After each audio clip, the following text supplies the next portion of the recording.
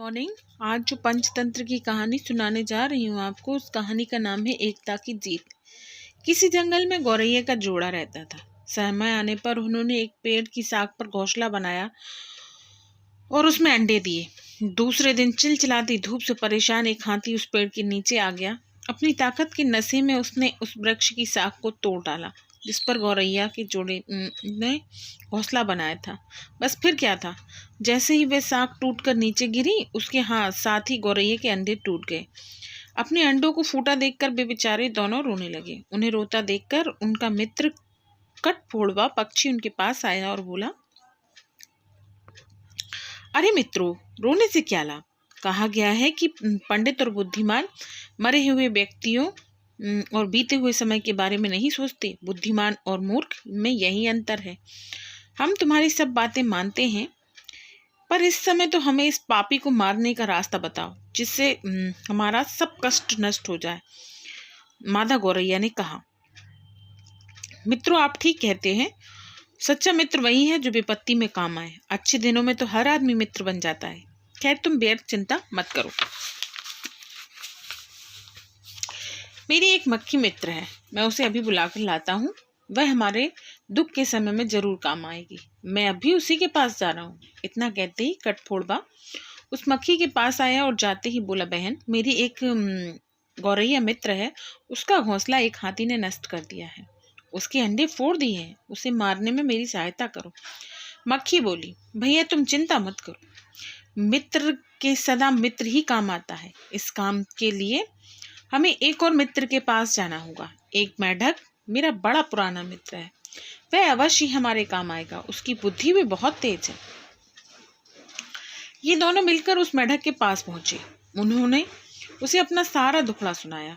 उसने कहा, यदि हम सब एकजुट होकर कुछ करें तो उस हाथी की क्या बिसात। मैंने एक तरकीब सोची है, उसे ध्यान से सुनो। दोपहर के समय मक्खी जाकर उसके कान के आगे बीड़ा बजाएगी, जिससे वह हाथी मस्त होकर आंखें बंद कर लेगा। तब कठफोड़वा उसकी आंखें फोड़ देगा। जब उसे प्यास लगेगी तो मैं उसे अपनी आवाज में एक गड्ढे की ओर ले चलूंगा, क्योंकि वह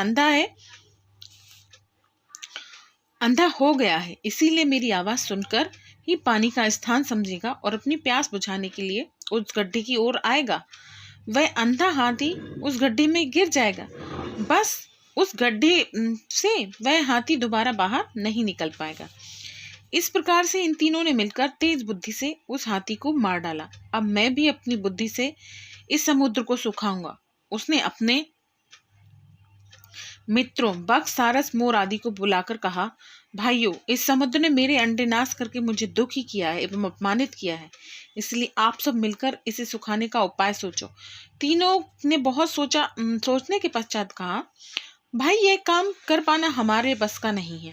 भला इतने बड़े समुद्र को हम कैसे सुखा सकते हैं। इसलिए कहा गया है, निर्बल जो घमंड से चूर होकर बलवान शत्रु से भिड़ता है, वह युद्ध से ऐसे लौटता है जैसे टूटे दांत वाला हाथी। इसीलिए हमें अपने राजा गरुड़ से सब हाल कहना चाहिए।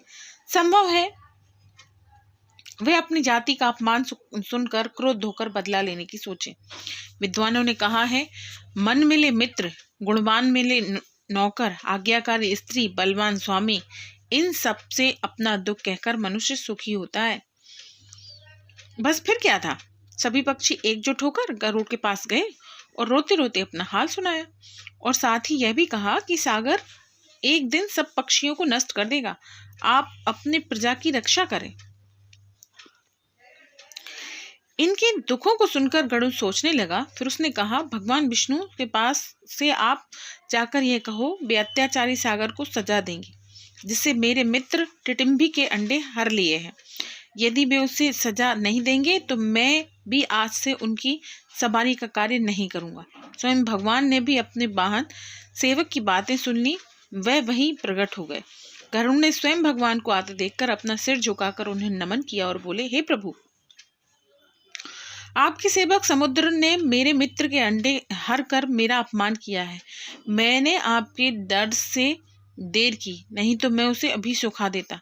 जिस काम से मालिक को दुख पहुंचे या उसका छोटापन जाहिर हो, ऐसा काम मरने तक भी अच्छे नौकरों को नहीं करना चाहिए। सुनकर विष्णु भगवान ने खुश होकर कहा, तुमने ठीक कहा है। इतना कहते ही भगवान विष्णु ने अग्निबाण चढ़ाकर समुद्र को झड़कते हुए कहा, हे पापी, टिटिम्भी के अंडे वापस कर दे, अन्यथा मैं तुझे भाप बनाकर सुखा दूंगा। भगवान का क्रोध देखकर समुद्र डर गया। उसने झट से टिटिम्भी के अंडे वापस कर दिए। इस प्रकार टिटिम्भी की जीत हुई और विशाल सागर हार गया। तभी तो कहा गया है, पुरुष को कभी हिम्मत नहीं छोड़नी चाहिए। यह सुनकर उस बैल ने दमनक से पूछा, हे मित्र, मैं ये कैसे जानूं कि पिंगलक पापी है? अब तक तो वह मुझसे हमेशा प्रेम ही करता रहा है, अब मैं उससे कैसे बचाव करूं? यह सुनकर दमनक ने फिर से चाल चली और कहा, देखो मित्र, दुश्मन को पहचानने के लिए तुम जब कभी उसके पास जाओ तो देखना, यदि उसकी आंखें लाल हैं तो समझो उसे क्रोध आ रहा है, वह तुम्हारा शत्रु है। यदि उसकी आंखें लाल ना हो तो समझ लेना वह तुम्हारा मित्र है। अब मुझे जाने की आज्ञा दो। हाँ, इस बात का ख्याल रखना कि हम दोनों की बात का किसी को पता न चले। यदि तुम अपना बचाव करना चाहो तो शाम तक इस जंगल से भागने का प्रयत्न करना, क्योंकि कुल के लिए एक को, ग्राम के लिए कुल को और अपने के लिए धरती को छोड़ देना उचित है। अपने से ताकतवर शत्रु द्वारा हमला करने पर या तो देश छोड़ देना चाहिए या फिर उसकी गुलामी कबूल कर लो, यही नीति है। इतना कहकर दमनक करटक के पास से चला गया। करटक उसे देखते ही बोला, क्यों भाई, क्या नया दाव खेल कर आए हो? अरे भाई, मैंने नीति रूपी बीज तो बो दिया है। कैसा बीज बोया है, जरा मुझे भी तो बताओ। मैंने झूठी बातों से दोनों को एक दूसरे के खिलाफ भड़का दिया है। अब तुम्हें कभी एक साथ बैठे मैंने झूठी बातों से दोनों को एक दूसरे के खिलाफ भड़का दिया है। अब तुम कभी एक साथ बैठे दोस्ती की बातें करते नहीं सुनोगे। अरे भाई, यह तुमने अच्छा नहीं किया।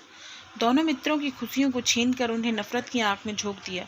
कहा गया है कि जो प्राणी अपने दुख को ना पहचानते हुए सुखी प्राणी को दुखी करता है, वह मनुष्य कभी भी सुख नहीं पा सकता। दमनक करटक के चेहरे की ओर देखकर बोला, तुम नीति शास्त्र को नहीं जानते हो। भाई सुनो, जो शत्रु और रोग को बढ़ने से पहले नहीं मारता, वह स्वयं इसके बढ़ने से मारा जाता है। भैया, मैं भी उसे शेर के पास ले गया था, उसने सबसे पहले मुझे ही मंत्री पद से हटवा दिया। ऐसे शत्रु को छोड़ना मूर्खता नहीं तो और क्या है। इसीलिए मैंने उसे मारने का यत्न किया। हमेशा याद रखो, शत्रु शत्रु ही होता है। यदि वह मित्र बनना भी चाहे तो उसमें भी उसकी कोई चाल ही होती है। यदि वह बैल मरा भी नहीं तो भी इस जंगल को छोड़कर भाग जाएगा। इसके मरने या भागने से हमें 3 फायदे होंगे। शत्रु से हमें छुटकारा मिल जाएगा, हमें पहले की तरह ही शेर का अच्छा भोजन मिलेगा, हमें मंत्री पद दोबारा वापस मिल जाएगा। तुमने ये चतुरक की कहानी नहीं सुनी, जिसने अपनी बुद्धि से कितना बड़ा काम किया था? कैसा काम? करटक ने पूछा। तो सुनो, ये अगली क्लास में सुनाऊंगी। Okay, bye, take care.